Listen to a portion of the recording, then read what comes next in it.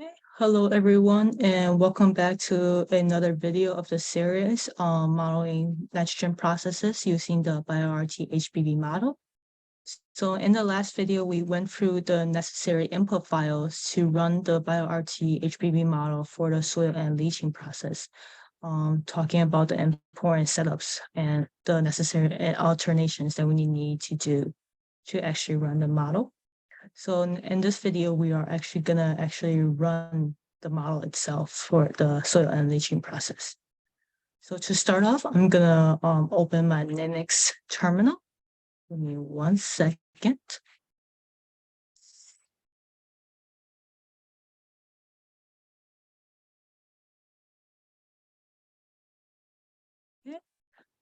So once again, looking at my input files folder, I have my the necessary 9 input files.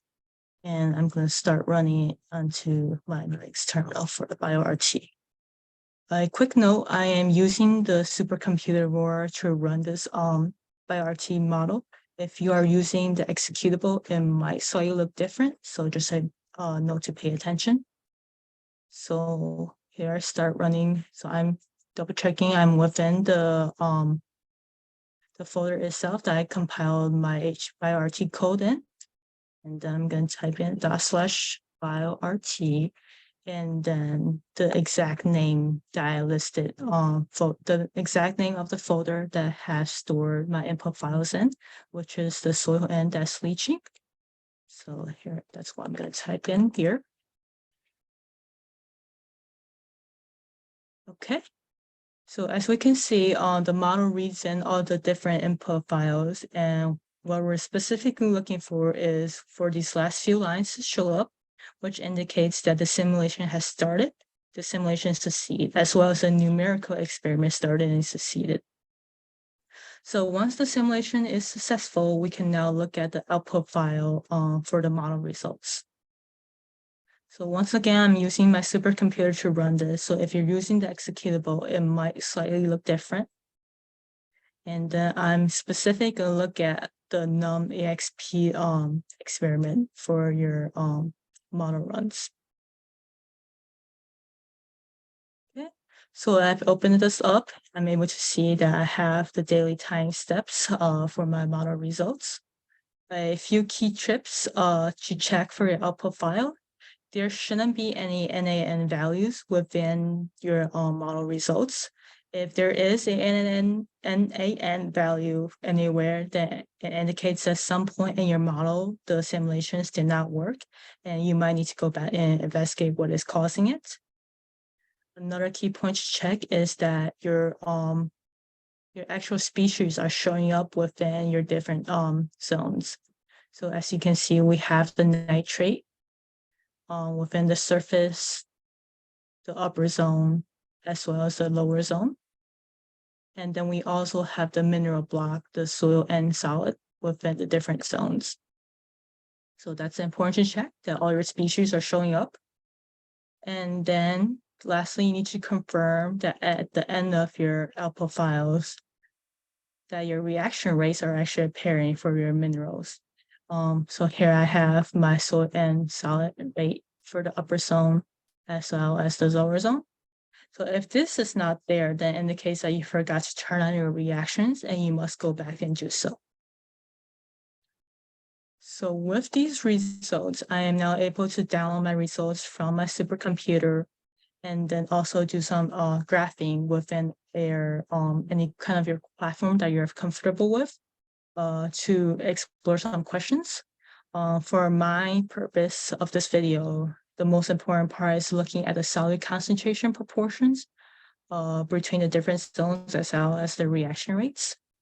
So for the purpose of the time, I won't be exactly showing you what the code I'll be using, but just jumping into the figures. I have already done the actual coding for it, just to save some time. Let me pull back up my PowerPoint.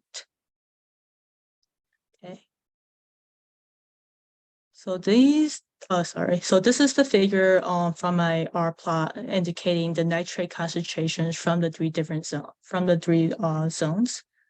And we can start by seeing the distribution.